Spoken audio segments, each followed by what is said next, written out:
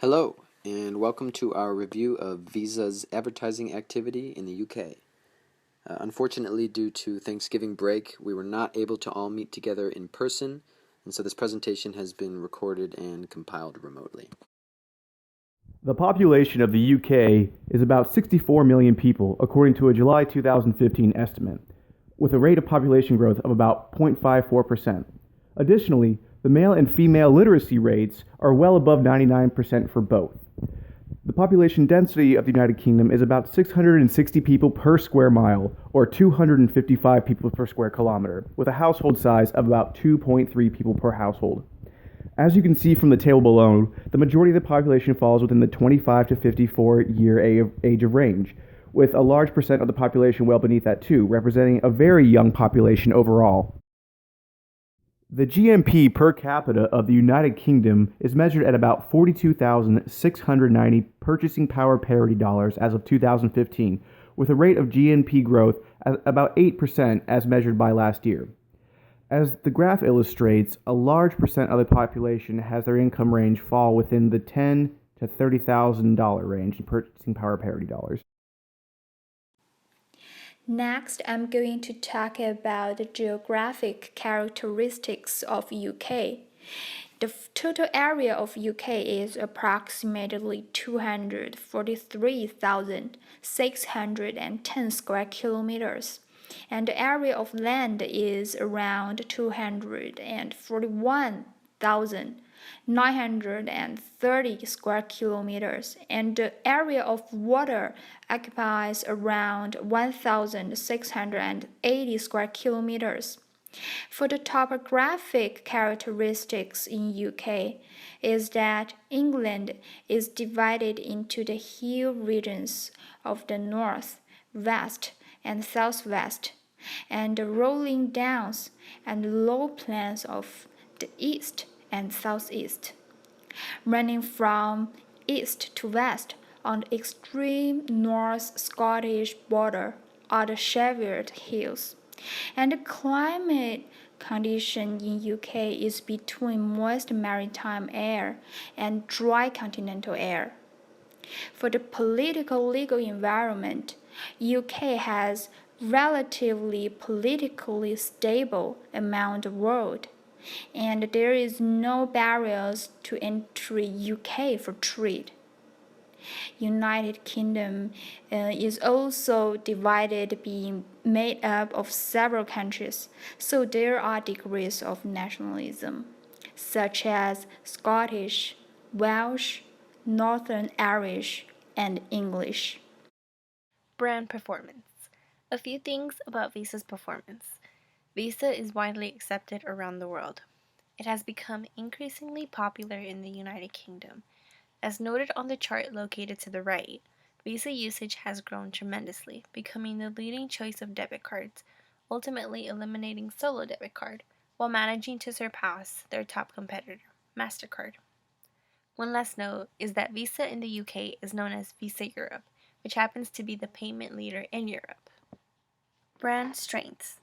One of Visa's strengths is that it is well prepared to integrate new technology and meet demand for personalized shopping experiences. As a result, the emergence of contactless technology strengthens the usage of Visa throughout the UK. Benefits that are attached to this method are faster service for customers, simple for staff since it eliminates the need to check signatures and the need for PINs, competitive staff for those stores who don't accept this method, and lastly, reduce cash dependence. A prime example of Visa's new contactless payment program is PayWave. It is the fastest way to pay, and purchases are completed in less than seconds, eliminating the need to swipe or wait for a PIN signature. A second example of this method is through Apple Pay. Now, Visa debit and credit card holders from leading United Kingdom banks have access to this method, giving Apple users an easy, secure, and private way to pay through devices. One last advantage of Visa is the union between Visa Incorp and Visa Europe. Here, two companies merge, which in return will create a single global company. As a result, European clients will have a greater access to Visa's Incorp scale and resources, and global clients will have a more seamless experience. European clients will benefit from direct access to Visa Incorp's investments and innovative technology and different products and services. Brand weaknesses. One weakness about Visa is the cross-border domestic interchange program, which is basically a cap on card interchange fees on transactions.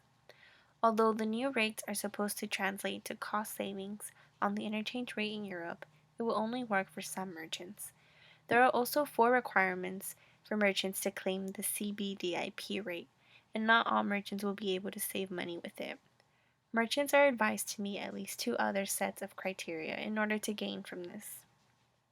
A second weakness is corporate governance. Although it is taken very seriously and is important, Visa is under close observation by many stakeholders and interested parties, which could result in decisions influenced by top parties and not the whole.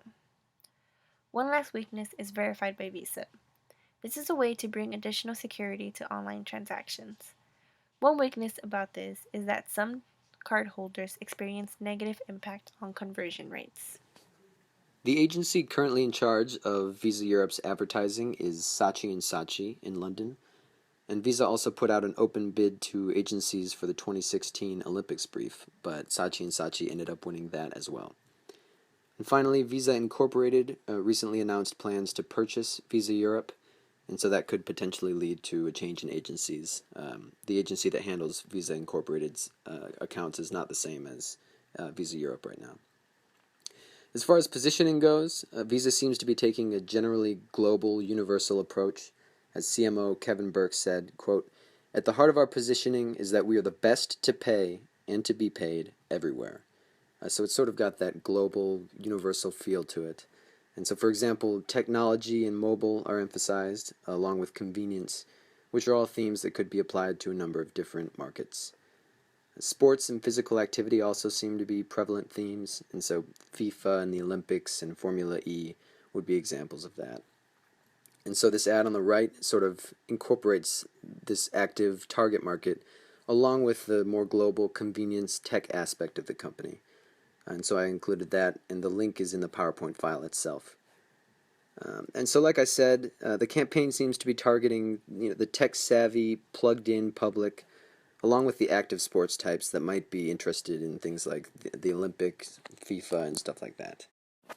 Visa UK considers itself a technology and payments business company.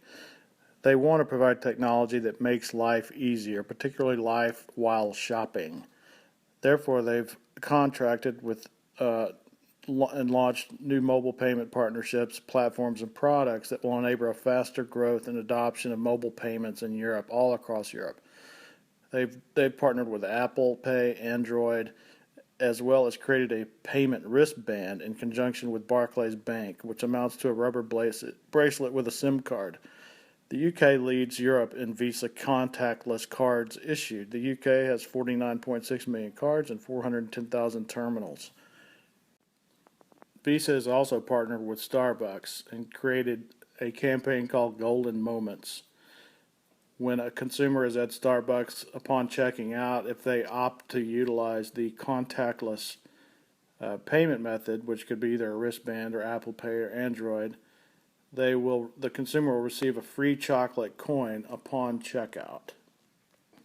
Based on the early success of this contactless payment platform in Europe and with Visa in the UK, I suspect the United States should be looking forward to seeing very similar programs imminently bound for our markets.